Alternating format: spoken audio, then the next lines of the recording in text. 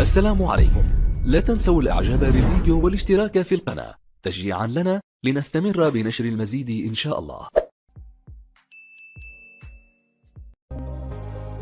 رجل ثري كبير في السن. هل استقرت هبة عبوك على بديل حكيمي؟ إليكم هوية الرجل الذي رصدت في أحضانه.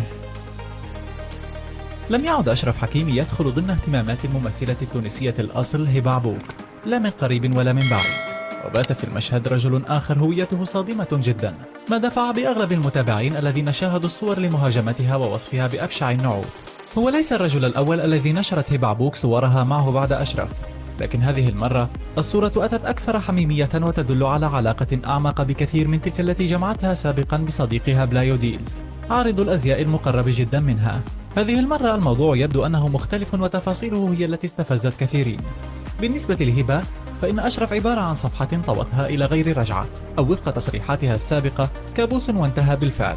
تصدر هذا الثنائي العناوين حول العالم بأسره، بالأخص بعدما أشيع عن مطالبة عبوك لأشرف بمنحها نصف ثروته. كان هبة وأشرف ترند عالمي لكل من يهتم أو لا يهتم حتى بالشأن الرياضي. نشر كثير من التفاصيل عن الدعاوى المرفوعة بين الثنائي، وعن الثغرة التي لجأ إليها اللاعب بتسجيل كل أمواله لصالح والدته، في إشارة واضحة منه إلى أنه يعلم أنها ستسعى خلف أمواله في حال حصل الطلاق. وهذا بالضبط ما سيق في الإعلام أنه حصل بالضبط، وهو ما جعل هبة تخرج من هذه العلاقة خالية الوفاض عكس ما كانت تأمل عند الانفصال، لأن الشائع في حالة الزواج المدني هو اقتسام الأملاك عند الطلاق. وبعد انفصالها الرسمي والقضايا الكثيرة التي رفعت من أجل إتمام مراسم الطلاق، بدأت هبة تظهر في أكثر من مناسبة مع أصدقاء لها. تصدرت صورها العديد من أغلفة الصحف، وباتت التكهنات تحوم حول ما إذا كانت بالفعل تخطت علاقتها مع أشرف بعلاقة أخرى مستجدة. لكن المفاجأة الكبرى تمثلت بما نشرته مؤخرا عبر حسابها على انستغرام، حيث شكلت موجة الصور الأخيرة سببا للهجوم على الممثلة، ووصفها بأنها المرأة التي تبحث عن المال فقط في العلاقات، ولا يهمها سوى أن تكون مع رجل بإمكانه الصرف عليها ببذخ، بالأخص بعد كل ما سيق في قضيتها مع حكيمي ومطالبتها بمبالغ طائلة. الرجل يدعى أليكس إيتيل تيلي، إسباني من برشلونة، وهو رجل أعمال ثري جدا ومعروف بشكل واسع ضمن مجتمع الممثلين والطبقة المكملية، إذ يملك شركات ترويج وتسويق كبيرة جدا، ويعرف أنه يستقبل كل صيف في منزله ثلة من المشاهير حول العالم، وعلى رأسهم حتى رؤساء دول أمثال الرئيس الفرنسي السابق فرانسو ساركوزي وعقيلته. نشرت عبوك صورا معه عبر حسابها على انستغرام، وقد ظهر الثنائي على شرفة منزل في تونس، فيما ظهرت عبوك في وضعيات حميمية جدا مع هذا الرجل الذي يبدو عليه التقدم بالسن. علقت عبوك على الصورة بالقول: ما أجمل تمضية الوقت مع عائلتك. لكن بعد البحث تبين أن هذا الرجل ليس تحديدا من عائلة عبوك، فقد نشر عبر حسابه الصور نفسها، وعلى ما يبدو أنها صور للترويج للسياحة في تونس. لكن تبين أيضا أنها ليست المرة الأولى التي ينشر خلالها صورا تجمعه بهبة، إذ سبق ونشر صورة لهما سويا وعلق عليها بالقول: مع حبي.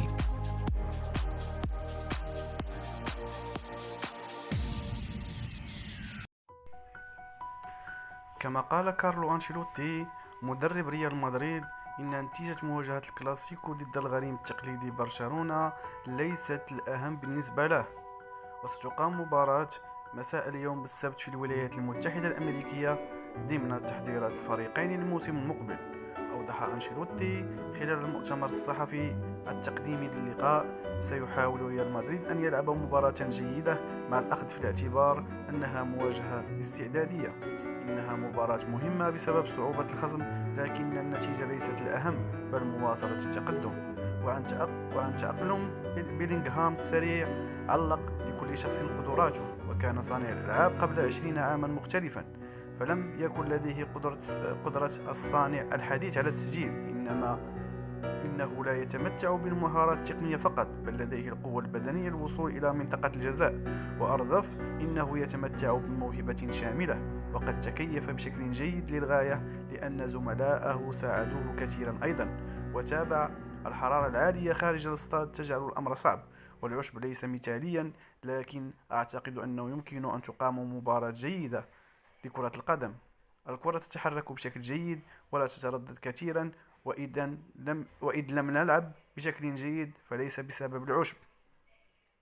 أما بخصوص موقف مبابي وبشأن كيليان مبابي نجم باريس سان جيرمان المرشح للانضمام إلى الميرينغي، قال أنشيلوتي: لا يزعجني أن تسألوني عن مبابي فلن أجيب. وواصل: علينا أن نحافظ على التركيز من أجل الموسم، الآن ما زال الوقت مبكرا للحكم على ما سنفعله، لا نعرف بالضبط ما سنفعله بنسبة 100%، لدينا موسم أمامنا ونحتاج للتركيز والالتزام. وعن تطور الدوري السعودي والأمريكي أجاب: قامت الفرق العربية والأمريكية بالاستثمار في العديد من اللاعبين، ولكن في الوقت الحالي كرة القدم الأوروبية أكثر تنافسية. وبخصوص ريال مدريد من دون بنزيما، قال المدرب الإيطالي: لدينا ذكريات جيدة معه وسأكون ممتنا لأدائه وأهدافه إلى الأبد، لكن الريال مستمر وسيظل دائما. حدث ذلك سابقا مع كريستيانو رونالدو وغاريث بيل، وسيحدث أيضا مع